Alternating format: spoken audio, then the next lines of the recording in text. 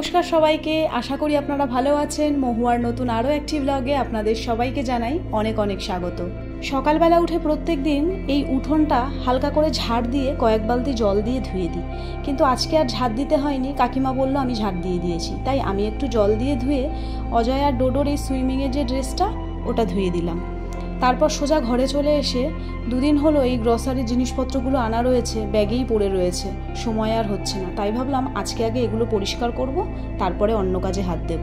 ডোডো আজকে আমার সাথে সকাল সকাল উঠে পড়েছে ঘুম থেকে, তাই ওকে দুটো বিস্কিট দিয়ে দিলাম আর ও পড়তে বসে গেছে।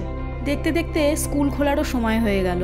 সামার ভ্যাকেশনটা কিভাবে কেটে গেল বোঝাই গেল না। আর স্কুলেরও অনেক কাজ ওর পেন্ডিং আছে, তাই ভাবছি কদিন ওকে সকাল সকাল ডেকে দিয়ে কাজগুলো করিয়ে দেবো।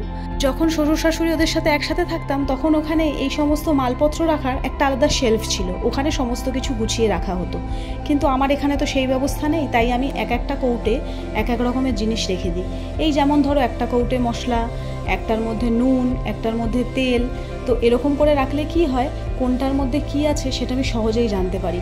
সকালবেলা তাড়াহুড়োর সময় কোনটায় কি আছে বলে আমাকে সব কিছু খুলে খুলে দেখতে হয় না। এই যেমন ধরো এইটার মধ্যে আমি চাউমিন, পাস্তা, ম্যাগি সমস্ত কিছু রাখি। তো চলো এখন হচ্ছে সবার প্রথমে একটু চা খাবো। কালকে রাত্রি থেকেই না মাথাটা প্রচণ্ড যন্ত্রণা। যেহেতু আমার একটু সাইনাসের প্রবলেম আছে, তাই হালকা ঠান্ডা লাগলেই মাথাটা প্রচণ্ড যন্ত্রণা করে। তাই একটু আগে চা খেয়ে নেবো। আজকে চায়ের মধ্যে একটু লবঙ্গ দিয়েছি। রোজ রোজ আদা দিয়ে চা খাই না, অতিরিক্ত আদা খেলে আবার পেট গরম হয়ে যাওয়ার সম্ভাবনাও আছে। আর এবার অনেক দিন পর অজয় এই টোস্টটা পেয়েছে। এই মিনি টোস্টগুলো দিয়ে না চা খেতে বেশ ভালো লাগে। তো চা খেয়ে এবার ব্রেকফাস্টের প্রিপারেশান নেব। সকাল থেকে রাত অবধি আমাদের হাউসওয়াইফদের বেশিরভাগ সময় কিন্তু কাটে রান্নাঘরে। সেই সকাল থেকে শুরু হয় আর রাতে গিয়ে শেষ হয় রান্নাঘরের কাজ। হাজার ব্যস্ততা, হাজার অসুস্থতার মধ্যেও কিন্তু এই রান্নাঘর থেকে আমাদের ছুটি নেই, তাই না? সবার ছুটি আছে, কিন্তু আমাদের কোনো ছুটি নেই। তো এখন আমি সবজিগুলো কেটে নিচ্ছি, আর ফ্রিজে না কিছু ফ্রোজেন কড়াইশুঁটি ছিল, তাই ভাবলাম এগুলো আর বেশি দিন রাখবো না, এগুলো আজকে এই ঝালসুজির মধ্যে দিয়ে দিই। যতই বলো শীতকালের টাটকা কড়াইশুঁটি আর এই ফ্রোজেন কড়াইশুঁটির মধ্যে কিন্তু আকাশ পাতাল পার্থক্য রয়েছে।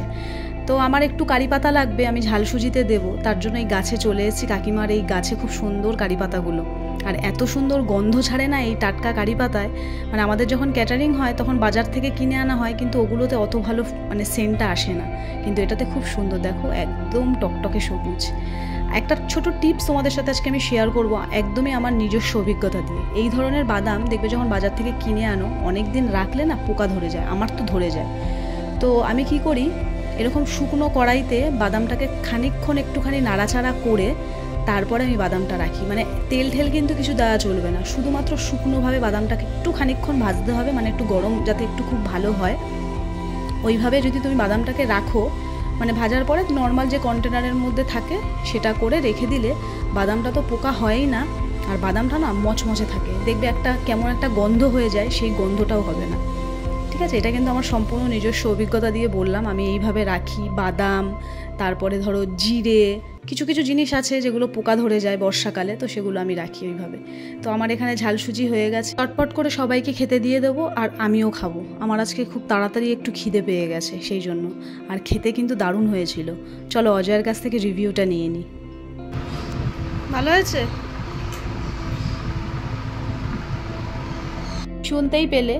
আর রান্না করার পর যখন ঘরের লোকে বলে না যে খুব ভালো হয়েছে, তখন আমার ভীষণ আনন্দ হয়। আমার না, আশা করি সবারই আনন্দ হয়। তাহলে মানে রান্না করাটা আর কি সার্থক।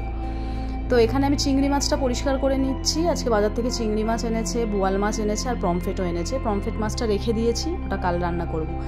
আর বাড়িতে যেহেতু আমার ছোটো বাচ্চা আছে, তাই আমি খুব সাবধানতা অবলম্বন করে কাজ করি। মানে চিংড়ি মাছের ভেতরে যেই নোংরাটা আছে এটা ফেলে দিলে পেটের নাকি কোনো সমস্যা হয় না, মানে তুমি বেশ খানিকটা চিংড়ি মাছ খেতে পারবে আর কি।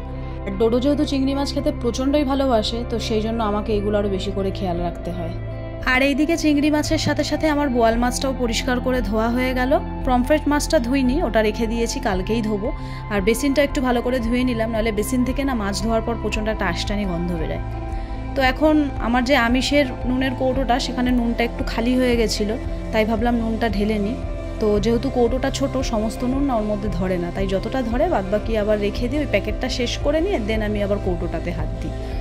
তো এখানে আমার মাছে আমি ভালো করে নুন হলুদ মাখিয়ে নেব। আর বোয়াল মাছ খেতে ভীষণই ভালো লাগে, কিন্তু বোয়াল মাছ ভাজতে গেলে আমার যা ভয় করে, মানে বোয়াল মাছ ভাজা আমি মনে করি বিশ্বযুদ্ধ থেকে কোনো অংশে কম নয়। যা পরিমাণে ফাটে তাই একটু তেল মাখিয়ে নিচ্ছি। শুনেছি নাকি তেল মাখালে কম ফাটে, কিন্তু না, কিছুই না, ওই একই, যা এমনিতেও ফাটে তেল মাখালেও তাই ফাটে। আর এই বোয়াল মাছ ভাজতে গিয়ে আমার মা একবার বিভৎসভাবে পুড়ে গেছিলো, সেই জন্য আমার আরও বেশি ভয় লাগে। মানে মুখ, হাত, গলা, মানে এমনভাবে তেল ছিটে, মানে ওই মানে কড়াইয়ের ঢাকনাটা দেওয়ার সময় পর্যন্ত মা পায়নি, ওই জন্য আমার প্রচণ্ড ভয় লাগে। আর এডিটিং করার সময় আমার এই মুখটা দেখে মানে আমার এখনই হাসি পাচ্ছে। তো চলো, ওইদিকে ভাতটা বসিয়ে দিয়েছি, আর ভাতটা বসিয়ে দিয়ে চালটাকে ধুয়ে নিচ্ছি। আর এইদিকে আমার রান্নার যে সমস্ত তরিতরকারি থাকে সেগুলো সব কেটে মশলাপাতি সমস্ত কিছু হয়ে গেছে। মানে মাছটা ভাজা হয়ে গেলে পরে আমি খুব তাড়াতাড়ি করে রান্নাগুলো সেরে নিতে পারবো।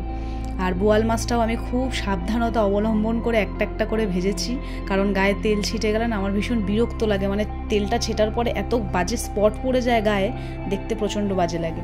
আর মাছ ভাজাও কমপ্লিট, আর এদিকে আমার ভাতটাও হয়ে গেছে। আর এই পাশে আমি চিংড়ি মাছটাও ভেজে নিচ্ছি। আজকে আমি কুদরি দিয়ে চিংড়ি মাছটা করব।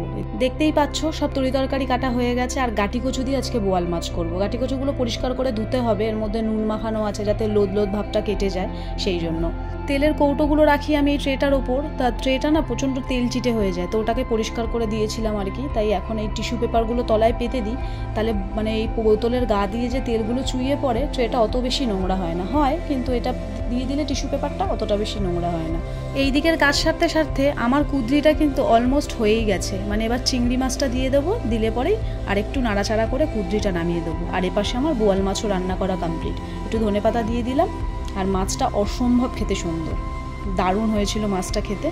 তো চলো, রান্নাবান্না কমপ্লিট করে এবার বাসন টাসন মেজে নিয়ে আর রান্নাঘরে যে সমস্ত কাজ থাকে সেগুলো সেরে নেব, নিয়ে তারপর আমি স্নানে যাব। স্নান করে পুজো দেব, খাওয়া দাওয়া করব। আর একটা জিনিস জানো তো, যতই তোমার শরীরে হাজার কষ্ট থাকুক, কিন্তু তোমার যদি মন ভালো থাকে না, তাহলে দেখবে তুমি অ্যাক্টিভলি খুব তাড়াতাড়ি ঘরের সমস্ত কাজ করতে পারবে। এটা আমি আমার এতদিনের বিবাহিত জীবনের এক্সপিরিয়েন্স দিয়ে তোমাদের সাথে শেয়ার করছি। আমার যদি কোনো কারণে ধরো কোনো মনে দুঃখ থাকে, আমি হাজার চেষ্টা করলেও আমার কাজ করতে ভালো লাগে না। আমি কাজে সেই এনার্জিটাই আনতে পারি না, কাজে আমি মন বসাতেই পারি না। তাই শরীরের সাথে সাথে কিন্তু মনটাও ভালো থাকা ভীষণভাবে দরকার। আর এদিকে এখন দেখি অজয় বাজার থেকে নিয়ে চলে এসছে এতগুলো ফল। আর শশাটা আমার ঘরে একটু বেশিই লাগে, যেহেতু প্রত্যেক দিনের আমার খাওয়া দাওয়ার রুটিনে স্যালাডটা থাকে, সেই জন্য শশাটা বেশি লাগে। লিচু, কলা, তালশাঁস আর আম দুটো নিয়ে এসছে, কারণ ঘরে আম খেতে কেউ পছন্দ করে না। তাই সন্ধেবেলায় আবারও হাজির হয়ে গেছি রান্নাঘরে, বানাচ্ছি সন্ধেবেলার টিফিন। রেসিপিটা তোমরা আমার সেকেন্ড চ্যানেল মহুয়া দাস যেখানে সেখানে পেয়ে যাবে, এখানে শেয়ার করছি না। তো আজকের ভিডিওটা এখানেই শেষ করছি। ভিডিওটা ভালো লাগলে অবশ্যই এটা কমেন্ট করে জানিও। খুব তাড়াতাড়ি দেখা করবো নতুন আরও একটা ভিডিওর সাথে।